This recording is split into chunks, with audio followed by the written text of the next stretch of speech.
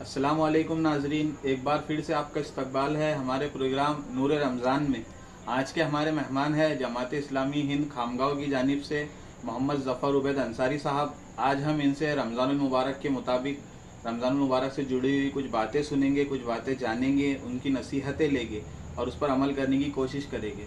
उबैद अंसारी साहब, सबसे पहले तो मैं आपका इस्तकबाल करता हूँ हमारे इस प्रोग्राम में और आपका शुक्रिया अदा करता हूँ रमज़ानुल मुबारक के इस बिज़ी शेड्यूल में आपने हमारे लिए कुछ वक्त निकाला। कुछ बातें हम आपसे जानने की कोशिश करेंगे।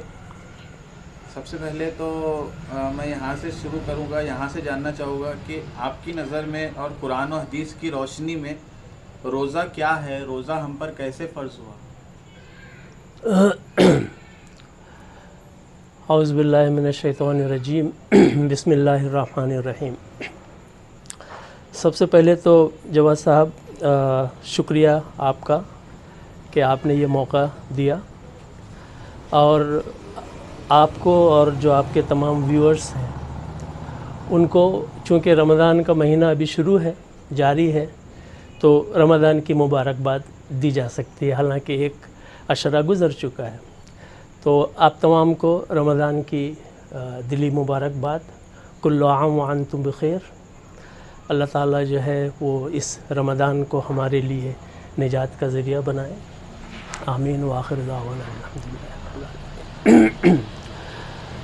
रब्बि इश्रह ली सदरी व यस्सिर ली अमरी वहलुल उक़दतम मिन लिसानी यफ़क़हू क़ौली।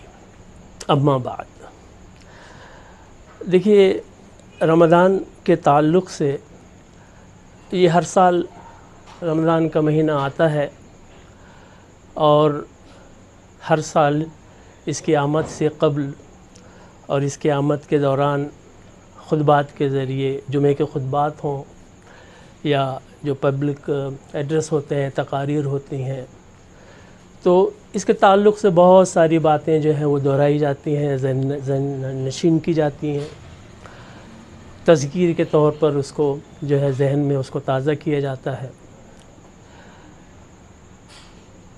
मैं भी मुख्तसरन, चूँकि आपने सवाल किया है, तो रमज़ान के ताल्लुक़ से मुख्तसरन ये बातें करने के बाद कोशिश करेंगे कि इंशाअल्लाह ये अमल जो है, जो हम हर साल दोहराते हैं, तो किसी भी अमल को खूब से खूबतर बनाने के लिए ये ज़रूरी है कि उसका जायज़ा लिया जाए, उसका तज्ज़िया किया जाए और उसके नताइज पर गौर किया जाए और कोशिश की जाए कि उसको हम खूब से खूबतर कैसे बनाएं। तो मुख्तसरन आपके सवाल के जवाब में, रोज़ा हम उर्दू में कहते हैं और रोज़े को अरबी में सौम कहते हैं। सौम की जमा है सियाम। सौम के मानी होते हैं रुक जाना, किसी चीज़ को तर्क कर देना, और शरीयत की इस्तिलाह में सौम के मानी है कि सुबह सादिक से गुरूब आफ्ताब तक खाना पीना और जिनसी ज़रूरियात से अपने आप को रोके रखना। हिजरत के तकरीबन 1.5 साल बाद, 18वें महीने में गालिबन, अल्लाह ताला ने इस उम्मत पर रोज़े फ़र्ज़ किए। कुरान मजीद में हुक्म आया, सूरह बकरा आयत नंबर 183, या अय्युहल्लज़ीना आमनू कुतिबा अलैकुमुस सियाम। ऐ ईमान वालो, तुम पर रोज़े फ़र्ज़ किए गए। अब देखिए, अल्लाह ताला ने मुखातिब किया ऐ ईमान वालो कहकर, ये नहीं कहा कि ऐ मुसलमानों तुम पर रोज़े फ़र्ज़ किए गए, बल्कि ये कहा कि ऐ लोगो जो ईमान लाए हो, जो ईमान का दावा करते हो, तो जान लो कि तुम पर रोज़े फ़र्ज़ किए गए। यहाँ ये बात भी निकल कर आती है कि अगर तुम बग़ैर किसी शरई उज़्र के रोज़ा नहीं रखते तो फिर तुम ईमान वाले نہیں ہو، یہ خود بخود بات اس میں سے نکل کر آتی ہے۔ اور ایک چیز اور یہاں معلوم ہوتی ہے کہ اللہ تعالیٰ نے ہمیشہ جو اعمال صالح ہیں اس کو ایمان اس کی شرط رکھی ہے نا، والعصر میں بھی آتا ہے الا الذین آمنوا وعملوا الصالحات، نیک اعمال، صالح اعمال اللہ تعالیٰ کو اسی وقت قابل قبول ہے جب ایمان ساتھ جڑ جائے، ورنہ غیر مسلم بھی جو ایمان نہیں رکھتے بہت سارے نیک کام وہ کرتے ہیں، بھوکے کو کھانا کھلانا، پانی پلانا اور دوائیں بانٹنا، یہ ساری چیزیں۔ تو یہاں اللہ تعالیٰ نے فرمایا کہ اے ایمان والو تم پر روزے فرض کیے گئے۔ یہ روزے پچھلی تمام انبیاء کی شریعت میں فرض تھے، ان کی تعداد مختلف تھی، ان کی شکل اوقات مختلف تھیں، لیکن یہ ہر امت میں فرض تھے۔ اور اس کی بہت زیادہ اہمیت ہے، نبی کریم صلی اللہ علیہ وسلم کی حدیث ہے کہ جس نے رمضان کا ایک روزہ چھوڑ دیا بلا عذر، شرعی عذر، تو پھر وہ اگر ساری زندگی روزے رکھے غیر رمضان میں تو اس کی تلافی نہیں ہو سکتی، یعنی قانونی طور پر اس کی قضا تو ہو جائے گی، لیکن اس ماہ کے روزے، رمضان کے روزے کی جو فضیلت ہے، اور اللہ تعالیٰ نے فرمایا کہ روزہ میرے لیے ہے اور اس کا اجر میں ہی دوں گا، تو جو اجر و ثواب اس سے جڑا ہوا ہے، تو وہ ایک روزہ اگر کوئی ضائع کر دے یا چھوڑ دے تو جو اس کا خسارہ نقصان ہوتا ہے اس حوالے سے، وہ پھر ساری زندگی غیر رمضان میں اگر وہ روزہ رکھتا رہے تو وہ پورا نہیں ہوتا۔ اب سوال یہ پیدا ہوتا ہے کہ روزے کا مقصد کیا ہے، روزے سے ہمیں حاصل کیا ہوتا ہے؟ جی ایک عام بات یہ ہے کہ کیا روزہ صرف بھوک اور پیاس کا ہی، بھوکا رہنے کا ہی نام ہے؟ آپ کی نظر میں اور قرآن و حدیث کی روشنی میں حقیقی روزہ کیا ہے؟ اچھی بات ہے، حقیقی روزے پر میں آتا ہوں۔ روزے کا مقصد بیان کر دوں کہ اسی آیت میں، آیت نمبر 183 میں اللہ تعالیٰ نے فرمایا لعلکم تتقون، تاکہ تم میں تقوی پیدا ہو۔ یہ آخری الفاظ ہیں اسی آیت کے، آیت نمبر 83 کے۔ تو روزے کا مقصد، روزے کی فرضیت کا مقصد اللہ تعالیٰ کے نزدیک یہ ہے کہ اس کے بندوں میں تقوی پیدا ہو۔ تقوی کسے کہتے ہیں؟ تقوی کو سمجھنے کے لیے دیکھیے اللہ تعالیٰ کی بہت ساری صفات ہیں، تو اللہ تعالیٰ کی صفت رحمت اور اس کا فضل و احسان، اللہ تعالیٰ کی بے شمار احسان ہے ہم پر، اور اس کے بے شمار اس کا فضل و کرم ہے، اس کی رحمت ہے، اس کی نعمتیں ہیں جن کا ہم شمار کرنا چاہیں تو بھی نہیں کر سکتے، ہے نا۔ حدیث میں آتا ہے کہ اگر سمندر کو روشنائی بنا دیا جائے اور ایک سمندر اور لے آیا جائے تو وہ اس کی بھی روشنائی جو ہے وہ کفایت نہیں کرے گی، وہ کافی نہیں ہوگی کہ ہم اللہ تعالیٰ کے احسان اور اس کی نعمتوں کا ہم شمار کر سکیں، اس کو لکھ سکیں، بیان کر سکیں۔ تو جب ہم اللہ تعالیٰ کی صفت رحمت اور اس کے فضل و احسان کا دل کی گہرائی سے احساس کرتے ہیں تو ہمارے اندر اللہ تعالیٰ سے محبت کا جذبہ پیدا ہوتا ہے۔ اور اسی طریقے سے اللہ تعالیٰ کی صفت قہر، اللہ تعالیٰ قہار بھی ہے، اس کی صفت قہر اور عذاب و عطاب، اللہ تعالیٰ بہترین منصف ہے اور اس کے انصاف کا تقاضا ہے کہ وہ سزا دے۔ تو جب ہم اللہ تعالیٰ کی صفت قہر اور عذاب اور عطاب کے بارے میں دل کی گہرائیوں سے پوری سنجیدگی سے غور کرتے ہیں تو ہمارے اندر جذبہ خوف پیدا ہوتا ہے. تو محبت اور خوف دونوں کے دلی کیفیت کا نام تقوی ہے. سمجھ میں آیا؟ یعنی مومن جو ہے وہ خوف، یہ دونوں کیفیات خوف اور محبت اس کے درمیان سانس لیتا ہے. جذبہ محبت اور جذبہ خوف دونوں کو استعمال کر کے، دونوں کی وجہ سے وہ گناہوں سے بچتا ہوا وہ زندگی کی اس ڈگر سے گزر جاتا ہے.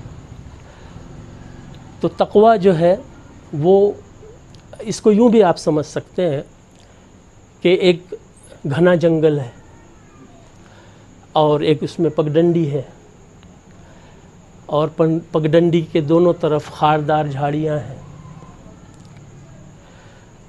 تو یہ جنگل جو ہے یہ دنیا ہے، یہ پگڈنڈی جو ہے یہ زندگی کی شاہراہ ہے، اور یہ خاردار جھاڑیاں جو ہیں یہ وہ شیطانی چیزیں ہیں جو انسان کو گناہوں کی دعوت دیتی ہیں، یا برائیاں ہیں یا منکرات ہیں جو انسان کو اپنی طرف کھینچتے ہیں.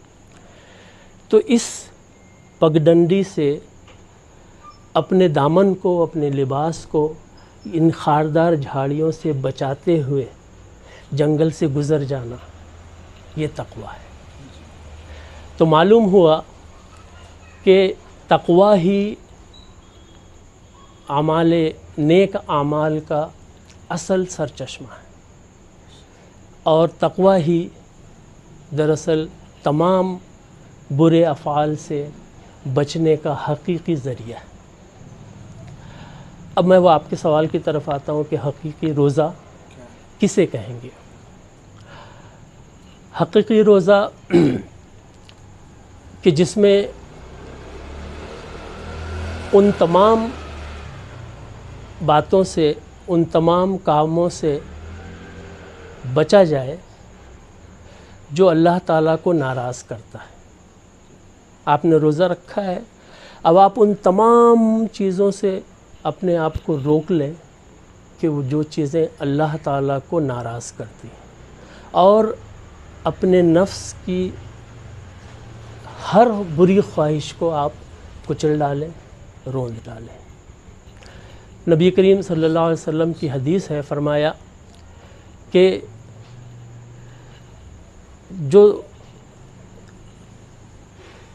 جس نے روزہ رکھا ہے، جب تو روزہ رکھے، اس کے الفاظ یوں ہیں کہ جب تو روزہ رکھے تو تجھ پہ لازم ہے کہ تو اپنی آنکھ، اپنے کان، اپنی زبان، اپنے ہاتھ پیر، یعنی جسم کے اعضاء کو ان تمام چیزوں سے روک لے جو اللہ تعالیٰ کو ناپسند ہے. جس سے ہم عام طور پہ کہتے ہیں کہ جسم کے ہر عضو کا روزہ ہے. اور اس کے علاوہ ایک جگہ نبی کریم صلی اللہ علیہ وسلم نے فرمایا کہ جس نے روزہ رکھا اور روزہ رکھ کر اس نے جھوٹ بولا اور جھوٹ پر عمل کیا تو پھر اس کی بھوک اور اس کی پیاس کی اللہ تعالیٰ کو کوئی حاجت نہیں ہے. ایک اور جگہ آپ صلی اللہ علیہ وسلم نے تنبیہ کی کہ دیکھو بہت سارے روزدار ایسے ہیں کہ جن کو روزے سے سوائے بھوک اور پیاس کے، اور ایک جگہ الفاظ آئے ہیں کہ سوائے فاقے کے کچھ ان کے پلے نہیں پڑتا. یہ اس کو ہم حقیقی روزہ کہیں گے. جی ہر عضو کا روزہ ہے. ابھی ہم نے بات کی رمضان کی اور روزوں کی. جی ابھی ہم رمضان المبارک کے دوسرے عشرے سے گزر رہے ہیں. انشاءاللہ ابھی چند دنوں میں آخری عشرہ لگ جائے گا، تیسرا عشرہ. تیسرے عشرے سے متعلق ہم احادیث کے ذریعے لیلۃ القدر کو تلاش کرنے ہم کو کہا گیا. تو لیلۃ القدر کیا ہے، کب ہمیں اسے تلاش کرنا ہے؟ لیلۃ القدر یہ رمضان کے آخری عشرے اور آخری عشرے میں بھی طاق راتوں میں ایک رات ہے جس کو قرآن نے لیلۃ القدر کہا، لیلۃ المبارکہ کہا۔ انا انزلناہ فی لیلۃ مبارکہ، بے شک ہم نے قرآن کو نازل کیا ایک مبارک رات میں۔ اور دوسری حدیث ہے جو آپ کے ذہن میں گھوم رہی ہے، یعنی حدیث نہیں ہے، دوسری آیت سورہ ہے، انا انزلناہ فی لیلۃ القدر وما ادراک ما لیلۃ القدر۔ اور اس رات کو اللہ تعالیٰ نے 1000 مہینوں کی عبادت سے افضل قرار دیا اس ایک رات کو۔ اب لیلۃ القدر کے معنی کیا ہے؟ لیل رات کو کہتے ہیں، ہم جانتے ہیں۔ قدر کے 2 مفہوم ہیں۔ قدر کے ایک معنی، ایک مفہوم تو یہ ہے کہ اندازہ کرنا، کسی چیز کا اندازہ کرنا، اس کا وقت متعین کرنا اور فیصلہ کرنا۔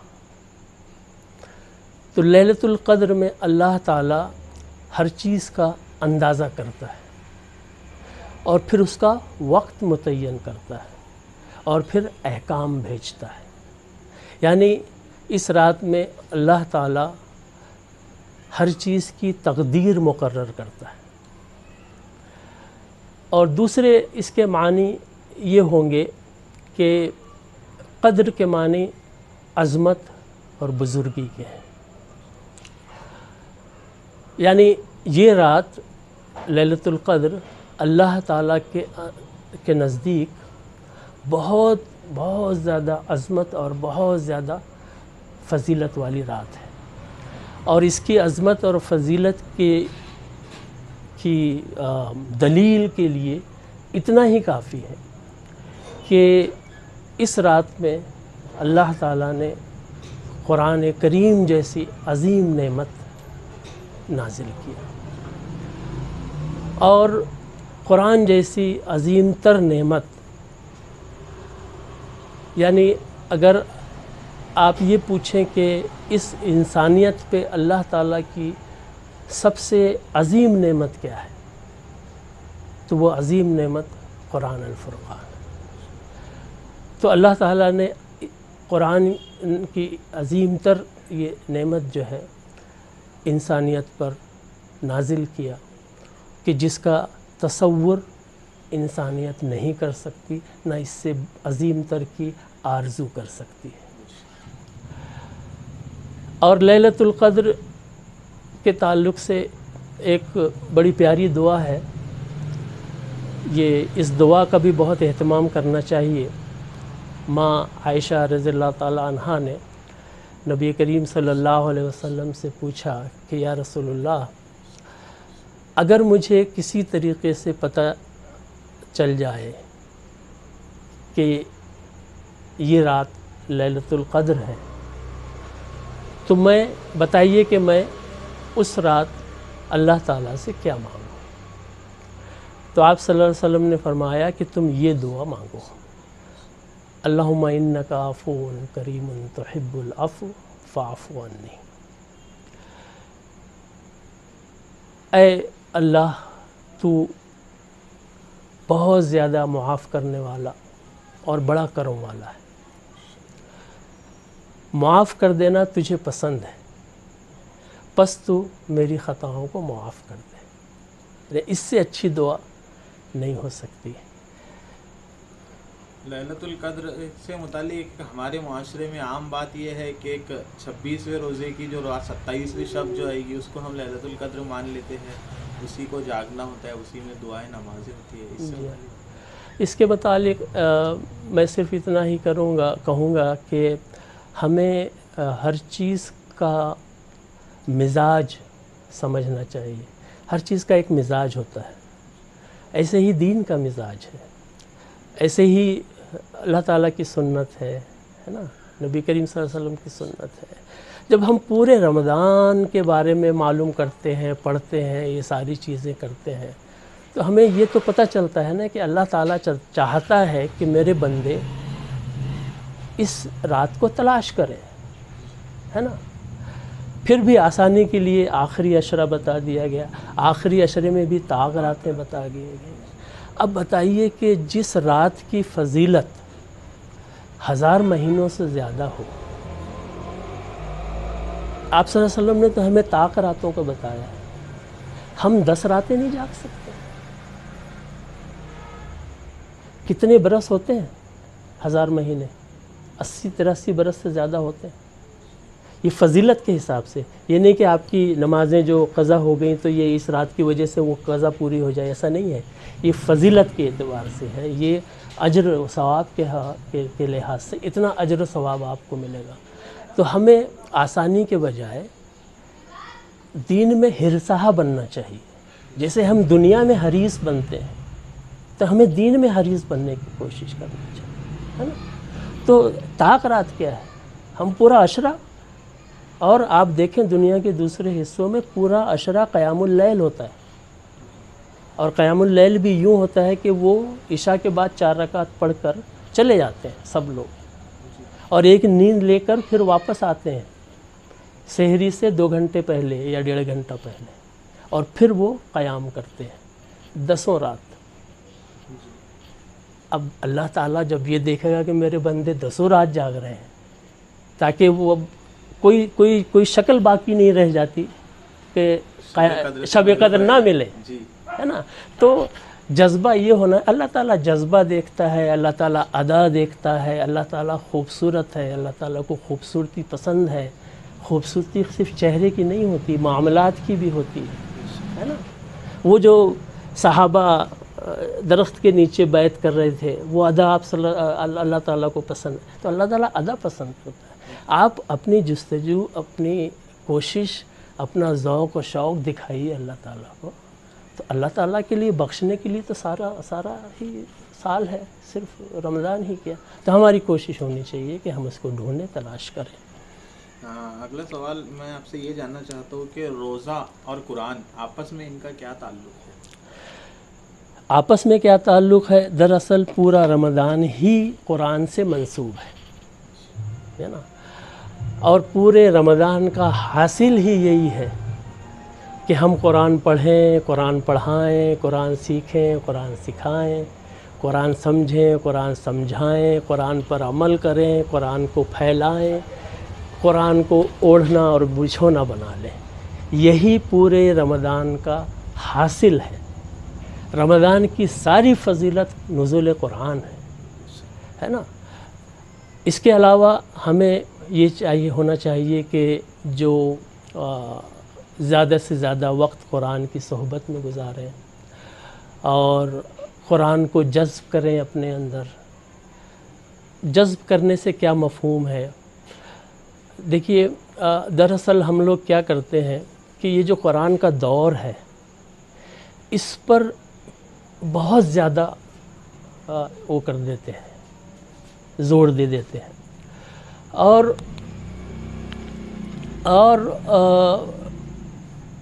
بے شک جب ہم تراویح پڑھتے ہیں تو ایک دور تو ہمارا ہو ہی جاتا ہے نا؟ تو ہمیں ایک دور ایسا بنانا چاہیے کہ جو اس رمضان سے آئندہ رمضان تک ہونا چاہیے۔ وہ کیسے؟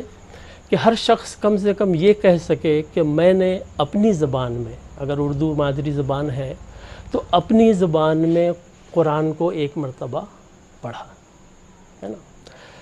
میری درخواست یہ رہے گی بہت ہی مؤدبانہ کہ اس رمضان تہیہ کیجیے کہ ہم قرآن کو تھوڑا تھوڑا اس رمضان سے اگلے رمضان تک کا ہمارا ٹارگٹ ہوگا، اور ہم قرآن کو تھوڑا تھوڑا صرف ترجمہ پڑھیے، صرف لفظی ترجمہ، اور کچھ مت پڑھیے، قرآن پڑھیے، ترجمہ پڑھیے۔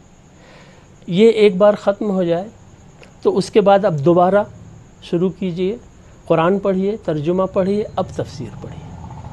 جو قرآن پسند ہو، جو ترجمہ پسند ہو، جو تفسیر پسند ہو، اس میں کوئی، ساری تفاسیر صحیح ہیں، اچھی ہیں، ساری ترجمہ صحیح ہے۔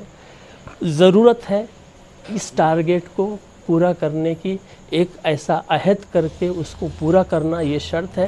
جو یہ کام نہیں کرنا چاہیے پھر وہ فضول کی بحث میں اپنے آپ کو وہ مصروف کر لیتے ہیں، یا شیطان ان کو ادھر لے کے جاتا ہے تاکہ یہ اصل کام نہ کر. کون سا قرآن، کون سا ترجمہ، ساری جو پسند آتی ہے، جو آپ کو اچھی لگتی ہے آپ قرآن لیجیے، آپ شروع تو کیجیے. قرآن جب آپ اردو میں پڑھیں گے تو آپ کو اس کے احکامات سمجھ میں آئیں گے. تو ادھر احکامات آپ تک پہنچے، ادھر آپ کا دل اور آپ کی سوچ اس کو قبول کر لے. کسی بھی احکام کو، حکم کو، یا کسی بھی چیز پر عمل کرنے کے لیے اس کو قبول کرنا پہلی سیڑھی ہے. اگر آپ نے اس کو قبول نہیں کیا دل سے تو آپ زیادہ ممکن ہے کہ آپ اس پہ عمل نہیں کریں گے. تو جب آپ اردو میں پڑھیں گے تو آپ کو معلوم ہوگا کہ یہ احکامات آ رہے ہیں اللہ تعالیٰ سے. جب بھی آپ اردو میں پڑھیں گے تو آپ کو پتہ چلے گا کہ یہ اللہ تعالیٰ مجھ سے ہی بات کر رہا ہے. یہ ساری چیزیں گفتگو میرے اور اللہ کے درمیان ہی ہیں. اس کے احکامات سمجھ میں آئیں گے. اپنے دل، اپنی سوچ سے اس کو قبول کیجیے، اس کو اپنے اندر جذب کریے. خود بخود آپ کے دل میں اس پر عمل کرنے کی آمادگی پیدا ہوگی. اور اس کا ایک میری نظر میں ایک فائدہ ایسے ہوا کہ اگر ہم ترجمے کے ساتھ پڑھ رہے ہیں، جب ہم کو قرآن کے جو ہم عربی لفظ پڑھ رہے ہیں اس کے معنی سمجھیں گے تو پھر وہ سننے میں بھی مزہ آئے گا اور سمجھ میں آئے گا کہ یہ بات کیا ہو رہی ہے. جی ہاں. اور اس کے علاوہ یہ بھی کیا جا سکتا ہے فی الحال کہ جو ایک تو یہ ٹاسک ہو گیا، اور جو روزانہ تراویح پڑھی جا رہی ہے اس کا خلاصہ بیان کیا جاتا ہے. بہت ساری مساجد میں اس کا اہتمام ہوتا ہے، اور یہ بھی دیکھنے میں آیا کہ بہت سارے لوگ اٹھ کر چلے بھی جاتے ہیں. تو ایک 10-15 منٹ کا خلاصہ اگر سن لیں تو آپ کو معلوم ہو جائے گا کہ یہ پوری تراویح میں کیا پڑھا گیا ہے، تو آپ کو سمجھ میں آنے لگے گا. اور اس کے علاوہ یہ بھی ہے کہ ہم اپنا تعلق جو ہے قرآن سے، اپنا قلبی تعلق، اپنا روحانی تعلق قرآن کے ساتھ پیدا کریں. قرآن ہم کتاب کہتے ہیں اس لیے کہ اس کی شکل کتاب کی. قرآن حقیقتاً اللہ تعالیٰ کا علم ہے، اللہ تعالیٰ کا کلام ہے. یہ دلوں پہ اثر کرتا ہے. میں اگر قرآن سے کتنی ہی تعلیمات نکال کے کتنی ہی موٹی موٹی کتابیں لکھ لوں، اور لکھی گئی ہیں، 50,000 کتابیں لکھی گئی ہیں، وہ بہت کامیاب اور بہت مفید اور بہت نافع کتابیں ہوں گی اور ہیں، اور ان کو پڑھنا چاہیے، لیکن وہ دل پہ اثر ویسے نہیں کرتی، اس لیے کہ وہ اللہ کا کلام نہیں ہے، اللہ کا علم نہیں ہے. تو قرآن نے خود اپنے بارے میں بیان کیا ہے کہ جب میری آیات تلاوت کی جاتی ہے تو پڑھنے والا اور سننے والے کے دل پہ اس کا اثر ہوتا ہے. پڑھنے والے اور سننے والے کے دل کانپ اٹھتے ہیں، دل نرم پڑ جاتے ہیں، جسم کے رونگٹے کھڑے ہو جاتے ہیں، آنکھوں سے آنسو بہنے لگتے ہیں، ہچکیاں بندھ جاتی ہیں، بدن میں جھرجھری پیدا ہوتی ہے. اور آپ صلی اللہ علیہ وسلم کا ارشاد ہے اس تعلق سے کہ جب قرآن پڑھو تو رو. یہاں تک کہا کہ اگر رونا نہیں آتا ہے تو رونے کی کوشش کرو، اس لیے کہ قرآن حزن کے ساتھ نازل ہوا. ہماری زندگیوں میں کئی سارے رمضان گزر گئے اب تک، لیکن کیوں ہمارے حالات اتنے رمضان جیسے مبارک مہینے کو پا کر بھی ہمارے حالات نہیں بدل پا رہے؟ کیا اس کی وجہ ہو سکتی ہے؟ یہ بڑا اچھا سوال آپ نے کیا، اور دراصل یہ سمجھ لیجئے کہ میرے دل کی بات آپ نے کہہ دی. جیسا میں نے شروع میں کہا تھا آپ سے کہ کوئی بھی عمل بس کرتے چلے جانا، ہر سال کیے جا رہے ہیں، ہر سال کیے جا رہے ہیں، یہ کافی نہیں ہوتا. یہ اس کی بجائے ایسا ہونا چاہیے کہ جو عمل ہم کر رہے ہیں ہم اس کے بارے میں سوچیں کہ اس کا نتیجہ کیا نکل رہا ہے، اس سے کیا فائدہ ہو رہا ہے، جیسا ہونا چاہیے ویسا ہو رہا ہے یا نہیں. اب میں یہ نہیں کہتا کہ تمام ہی لوگ ایسے ہیں لیکن ہم اکثریت کی یہاں بات کر رہے ہیں. اکثریت کے تعلق سے آپ دیکھیے اور پوری دیانتداری کے ساتھ اگر آپ جائزہ لیجیے اپنی بستی میں، مسجدوں میں جو تراویح کا طریقہ ہے، نماز کا طریقہ ہے، تو ایسا محسوس ہوتا ہے کہ ہم حقیقتاً رسم ادا کر رہے ہیں. ہم سحری نہیں کر رہے ہیں، سحری کی رسم ادا کر رہے ہیں. ہم افطار نہیں کر رہے ہیں، افطار کی رسم ادا کر رہے ہیں.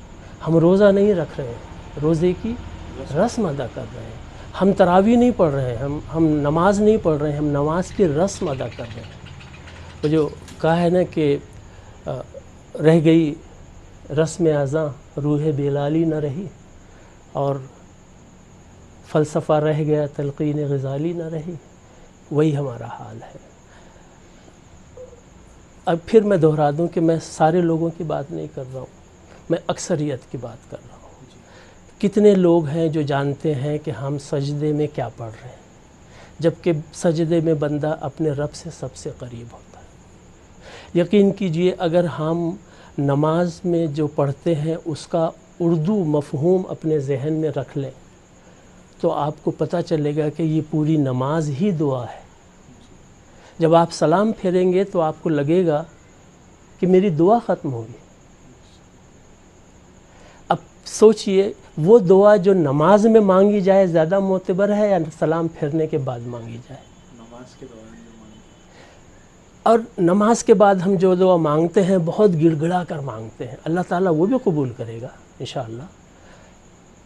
لیکن جب ہم دین کے جیسے ہم دنیا میں اپنا ذہن لگاتے ہیں، اپنی ذہانت کا استعمال کرتے ہیں، دنیاوی معاملات میں ہم ذہین بننا چاہتے ہیں، چالاک بننا چاہتے ہیں، ایسی ذہانت دین کے معاملے میں بھی ہونی چاہیے نا. زیادہ سے زیادہ اجر بٹورنے کی حرص ہونی چاہیے. جب ہم نماز کو سمجھ کے پڑھیں گے، جب ہم تلاوت جو ہو رہی ہے اس کا مفہوم ہی سمجھیں گے.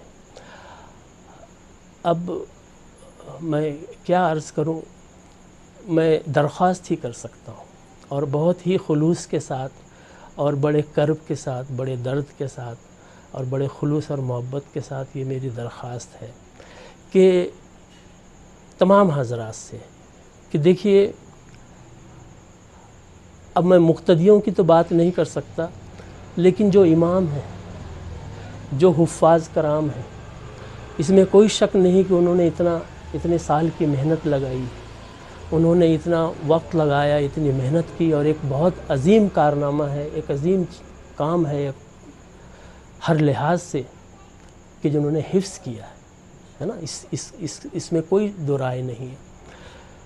تو ہم ایک چھوٹا سا معمولی سا کام کیوں چھوڑ دیتے ہیں؟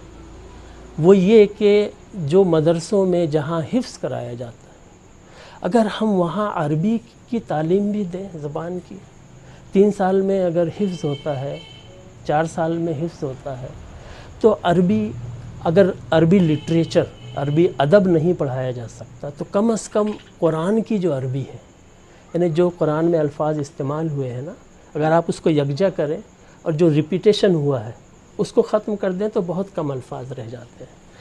تو ہم نصاب میں عربی زبان کو ایز اے لینگویج شامل کریں کہ ہر حافظ جو فارغ ہوگا وہ اتنی عربی ضرور جانے گا کہ جب وہ تلاوت کر رہا ہے تو اسے معلوم ہے کہ وہ کیا پڑھ رہا ہے. تو اس سے کیا ہوگا کہ کم از کم جب وہ تلاوت کرے گا تو اسے معلوم ہے کہ یہاں عذاب کا ذکر ہو رہا ہے، تو یہ وہ جگہ ہے جہاں میرے آنکھ سے آنسو، وہ خود بخود نکلیں گے، ہے نا. جب امام پہ رقت طاری ہوگی تو مقتدیوں پہ بھی طاری ہوگی. قرآن تو کہتا ہے کہ جب میری آیات پڑھی جاتی ہیں تو وہ دل کانپ اٹھتے ہیں. مجھے بتائیے آج تک آپ نے کسی تراویح میں ایسا تجربہ کیا، ایسی چیز محسوس کی کہ آنکھ سے آنسو ٹپکے ہوں، بدن میں جھرجھری آئی ہو؟ نہیں. تو یہ بہت ضروری ہے کہ ہم اس کو سمجھ کر پڑھیں. ہم بچوں کو حفظ کراتے ہیں، ہم بچوں کو چھوٹے چھوٹے سورے یاد کرتے ہیں، تبھی سے ہے نا، سورہ فاتحہ، قل هو اللہ احد، یہ ہم یاد کرواتے ہیں، تبھی سے اس کا مطلب بھی یاد کروانے کی عادت ڈالیں.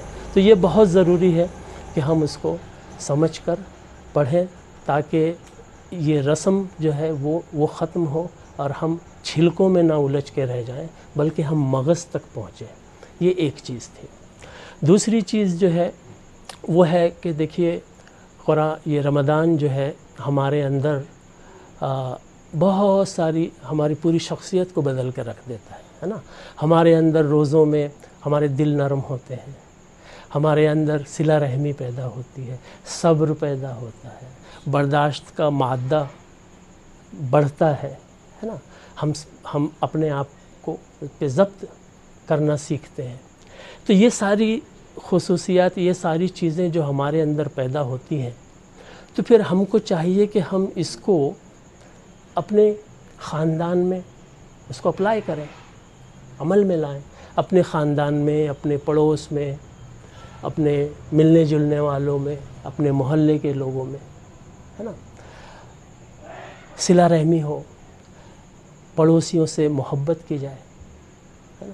صحابہ کرام ایک دوسرے سے محبت کرتے تھے، ہے کہ نہیں؟ صحابہ کرام ایک دوسرے سے کتنی محبت کرتے تھے، جتنا سگا بھائی نہیں کرتا اتنی وہ محبت کرتے تھے. کبھی غور کیا وہ ایسا کیوں کر سکتے تھے، ایسا کیوں کر پاتے تھے؟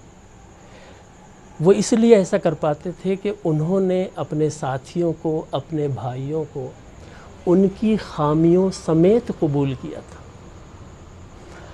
آپ اپنے پڑوسی سے، آپ اپنے ملنے جلنے والے سے محبت اس وقت تک نہیں کر سکتے جب تک آپ اس کو اس کی خامیوں سمیت قبول نہ کریں. ہر شخص میں خامیاں ہوتی ہیں. صحابہ کرام اپنے ساتھیوں کو ان کی خامیوں سے نہیں، ان کی خوبیوں کے حوالے سے آواز دیتے تھے. آپ نے دیکھا ہوگا بہت ساری، آپ سیرت پڑھیں صحابہ کرام کی، وہ پکارتے تھے تو ہم پکارتے ہیں تو اس کے عیب سے پکارتے ہیں، وہ پکارتے تھے تو اس کی خوبی سے پکارتے تھے. اور صحابہ کرام کا یہ عالم تھا کہ آپس میں وہ بہت رحم دل، صلہ رحمی کرنے والے، مدد کرنے والے، احسان کرنے والے، برداشت کرنے والے. کچھ کچے تھے، کچھ پکے تھے، سب کو ساتھ لے کر چلتے تھے، ہے نا. شفیق تھے، کریم تھے، رحیم تھے، نرم تھے. اقبال نے کہا نا کہ ہو محفل یاراں تو بریشم کی طرح نرم، اور رزم حق و باطل ہو تو فولاد ہے مومن. صحابہ کرام کی ساری فولادیت، سارا جوش، سارا ولولہ، یہ سارا کچھ دشمنان اسلام کے لیے ہوتا تھا. ہمارے اندر جوش اور جذبے کی کمی نہیں ہے، ہمارے اندر بھی بجلی کڑکتی ہے، مگر افسوس کی بات یہ ہے کہ ہماری فولادیت اپنوں کے ساتھ ہے. تو ہمیں اس پر دھیان دینا چاہیے کہ ہم آپس میں ایک دوسرے سے محبت کریں. سب سے پہلے اسلام نے کیا کیا نہیں سکھایا. سلام کریں، سلام کریں، سلامتی بھیجیں. سامنے والا کیسے نرم نہیں پڑے گا. اس کو مخاطب کریں، اس کی خوبیوں کا اظہار کریں. تو دوسری چیز جو ہے وہ ہم جب ایسا کریں گے تو معاشرہ تبدیل ہوگا. تیسری اور آخری چیز، وقت ہے نا ہمارے پاس؟ جی ہاں. تیسری اور آخری چیز وہ یہ ہے کہ امر بالمعروف نہی عن المنکر، نیکیوں کا حکم دو اور برائیوں سے روکو. جب بھی یہ بات آتی ہے تو فوراً اس کا جواب ہمارے پاس یہ آتا ہے عام طور سے کہ ہمارے پاس کون سی حکومت ہے، ہمارے پاس کون سا اختیار ہے جو ہم حکم دیں نیکیوں کا اور ہم برائیوں سے روکیں. تو میرے بھائی، آپ اپنے خاندان میں تو حاکم ہیں نا. آپ کی بیوی بچے آپ کے ماتحت ہیں کہ نہیں ہیں؟ رشتہ داروں میں بہت سارے لوگ ہوتے ہیں جن کا اثر رسوخ ہوتا ہے، لوگ سنتے ہیں. بستی میں بہت سارے ایسے لوگ ہوتے ہیں جن کی لوگ عزت کرتے ہیں. امام مسجدوں کے ہو گئے، خطیب ہو گئے، علماء ہیں، مفتیان ہیں، اور اس کے علاوہ بھی بہت ساری شخصیات ہر بستی میں، ہر محلے میں ہوتی ہیں کہ جن کو لوگ بات سنتے ہیں، جن کا احترام کرتے ہیں. تو ہمیں نیکیوں کا حکم دینا اور برائیوں سے روکنا یہ بہت ضروری ہے. ہم نے یہ کام چھوڑ دیا ہے. آپ تصور نہیں کر سکتے کہ اتنی دہلا دینے والی، دل دہلا دینے والی حدیث ہے جو میں آپ کو سنانے لگا ہوں، صرف اس تعلق سے کہ لوگوں نے منکر سے باز رکھنا، برائیوں سے روکنا۔ منکر کہتے ہیں ہر وہ چیز جو معروف کے الٹ ہو، ہر وہ چیز جو آپ صلی اللہ علیہ وسلم نے ہمیں شریعت دی ہے اس شریعت کے خلاف جو بھی ہے وہ منکر ہے۔ منکرات برائیاں، تمام برائیاں جو محلے میں آپ کو نظر آتی ہیں، یہ ساری برائیاں ہم نے، اگین اکثریت کی بات ہو رہی ہے، اپنے دنیاوی فائدے کے لیے، اپنے ذاتی نام کے لیے، ذاتی دنیاوی فائدے کے لیے ہم نے ٹوکنا چھوڑ دیا ہے۔ جو لوگ اس پوزیشن میں ہے کہ روک سکتے ہیں، ٹوک سکتے ہیں، منع کر سکتے ہیں، وہ بھی انجان بن جاتے ہیں۔ دنیا پیاری ہے، دنیا عزیز ہے، آخرت کی فکر نہیں ہے۔ جبکہ یہ کام امر بالمعروف نہی عن المنکر، یہ کام ہر امت کے ہر مسلمان پر فرض ہے۔ یہ فرض ہے، یہ قرآن کی آیت ہے نا۔ اور قرآن اور رمضان کا حاصل قرآن، تو یہ ساری چیزیں رمضان سے ریلیٹڈ ہیں، اس لیے کہ قرآن کی باتیں ہیں۔ حدیث قدسی ہے، ماں عائشہ رضی اللہ تعالیٰ عنہ فرماتی ہیں کہ نبی کریم صلی اللہ علیہ وسلم گھر میں داخل ہوئے اور میں نے چہرہ مبارک کی طرف دیکھا تو محسوس ہوا کہ آپ صلی اللہ علیہ وسلم کچھ کہنا چاہتے ہیں، لیکن آپ نے کچھ عرض نہیں کیا۔ گھر میں اندر تشریف لائے، وضو کیا اور مسجد نبی تشریف لے گئے۔ میں مسجد نبی کی دیوار سے کان لگا کر کھڑی ہو گئی، کیونکہ مسجد نبی اور عائشہ رضی اللہ تعالیٰ عنہ کا حجرہ وہ ایک ہی دیوار تھی، اور وہ بھی پختہ دیوار اس وقت نہیں ہوتی تھی، وہ کھجور کی شاخوں اور پتیوں سے بنی ہوئی۔ تو فرماتی ہیں کہ میں کان لگا کر دیوار سے کھڑی ہو گئی کہ سنوں آپ صلی اللہ علیہ وسلم کیا فرماتے ہیں۔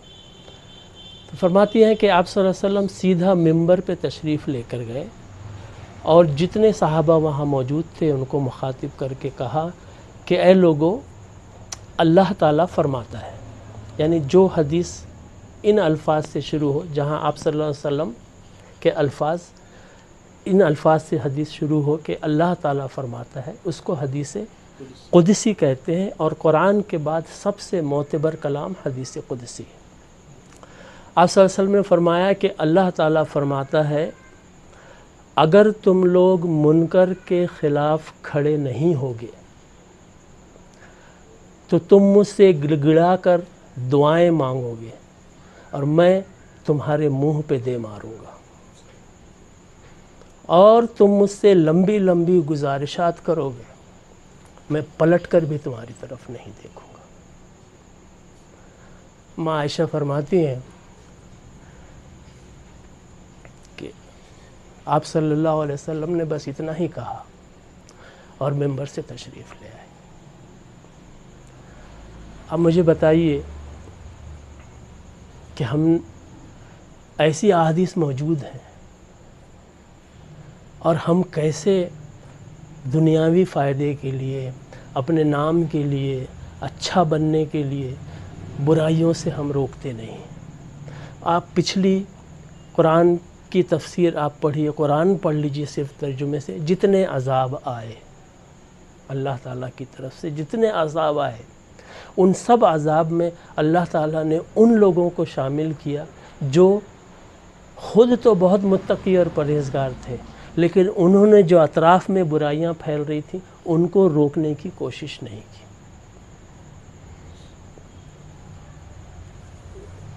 اللہ تعالیٰ ہم سب کو محفوظ رکھے۔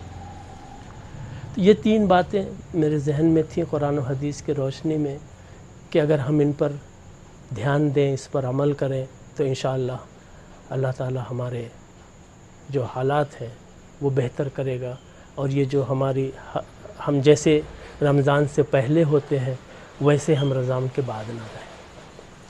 عبید انصاری صاحب، یہاں پر جو میرے آپ سے سوالات تھے وہ تو ختم ہوتے ہیں، اگر آپ ہمارے چینل کے ذریعے پبلک کو، عوام کو کچھ میسیج دینا چاہتے ہیں تو وہ دے سکتے ہیں۔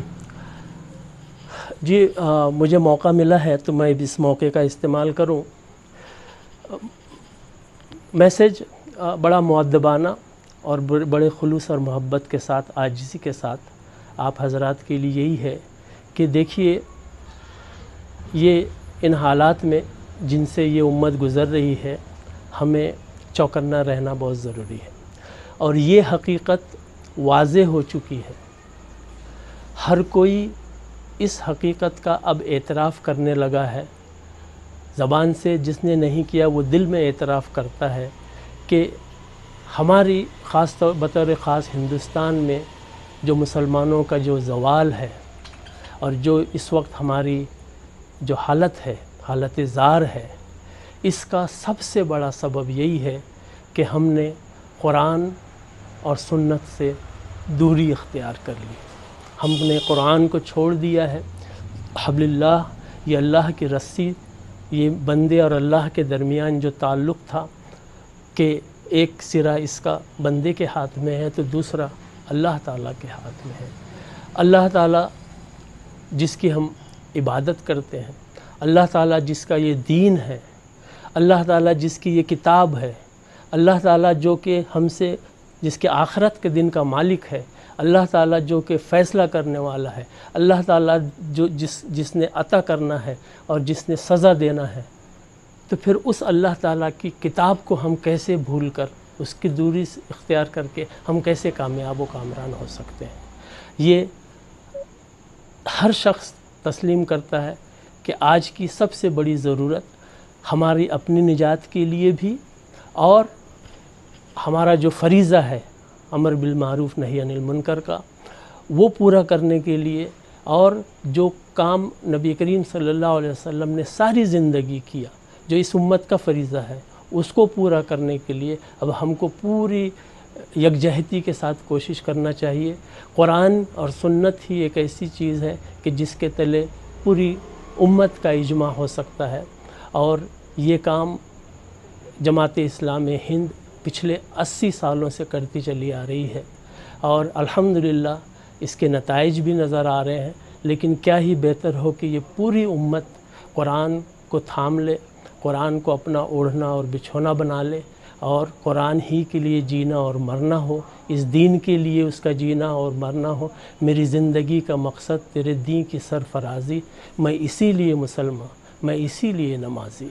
میں دعا کرتا ہوں کہ اللہ تعالی ہم سب کو عمل کی توفیق عطا فرمائے، آمین۔ وآخر دعوانا ان الحمدللہ رب العالمین۔ چلیے عبید انصاری صاحب، آپ نے رمضان المبارک کی مصروفیات میں بھی ہمارے لیے وقت نکالا، اس کے لیے ہم آپ کا شکریہ ادا کرتے ہیں۔ جزاک اللہ خیر۔ یہ تھے محمد ظفر عبید انصاری صاحب جماعت اسلامی ہند کی جانب سے، جن کو ہم نے سنا۔ انہوں نے رمضان المبارک سے متعلق اور قرآن پاک سے متعلق بہت ہی بہترین نصیحتیں ہمارے لیے کی۔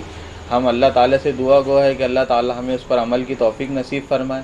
انشاءاللہ اگلے ہفتے پھر ملاقات ہوگی کسی نئے مہمان کے ساتھ، تب تک کہ ہمیں اپنی دعاؤں میں یاد رکھیے۔ اللہ حافظ، السلام علیکم۔